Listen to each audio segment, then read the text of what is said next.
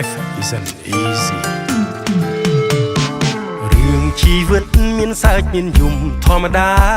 ពេលខ្លះឯកាពេលខ្លះញញឹមស្រស់ស្រាយបោះចោលទុកសោកគុំនៅស្រណោះនឹកស្ដាយខំប្រឹងជីកាយរកផ្លូវដើរសារជាថ្មីកុំខូចចិត្តព្រោះតែសម្ដីអ្នកដទៃខំប្រឹងរឹងមាំខ្លួនឯងត្រូវកែច្នៃមានសុទ្ធកុំខ្លាចគេថាយើងកាឡាយជីវិតយើងខ្លួនឯងต้องខាត់ឲ្យវាមានន័យប្រឹងជីវិតវាចឹងឧបសគ្គមួយនឹងប្រឹងទៅគង់តែបានជោគជ័យសាទើដឹងជីវិតមានអ្វីច្រើនជាងនឹងបន្តទៅមុខទៀតចង់បកហើយវិញធ្វើអីឈើតាមទឹកខែណាមួយនឹងឆាប់ពុកកុំរួបៀមទុកប្រយ៉ាជីវិតឆាប់ខ្លី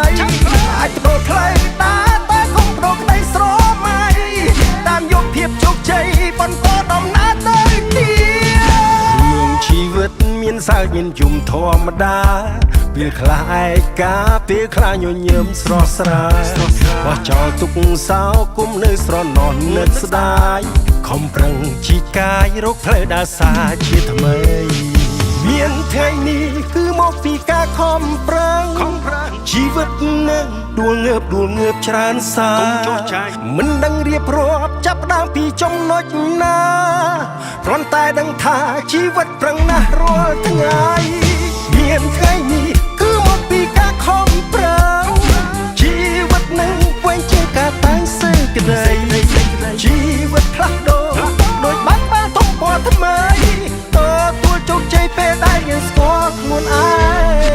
ងផ្លូវជីវិតវាពិបាកលុកកលាក់កាច់កងរៀបចំផ្លូវដែលកុំឲ្យជីវិតជាប់ថងដួលត្រង់ណាត្រូវងើបត្រង់នោះ No matter how bad the storm ដោះស្រាយបញ្ហាអ្នកតែ stay strong វាសរសើរត្រូវភ្លេចស្ដីថាត្រូវគិតបត់បែនឲ្យតាន់ពេលដល់ស្មារតីនឹងគំនិតកំពឹងលើសំណាងកំតាមព្រំលិខិតផ្លូវចិត្តផ្លូវឆ្ងាយត្រូវតែសុបាយចិត្តវិញឈ្មោះទៅមុខដោយភាពលយបណ្ឌិតរីករាយបានចាត់កុំដាក់សម្ពាធលើជីវិត You like building and super cool ផ្លូវជីវិតវាពិបាកកុំនៅសែនយូររឹងមាំតតាខ្លាំង Isuzu